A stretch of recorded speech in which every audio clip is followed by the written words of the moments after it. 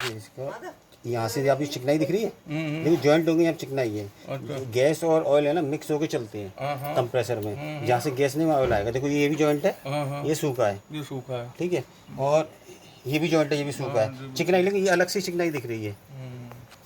नहीं तो वो कुछ चीज पानी वगैरह लगा के देख लो यहाँ से लीकेज नहीं इतनी माइनर होती है, और गैस इतनी ज़्यादा क्वांटिटी में नहीं जाती है। माइनर है। हाँ माइनर। और ये कब से हो रहा हो कोई पता नहीं है तो इसमें कितने का खर्चा है भाई? सर। ये बता देंगे आपको।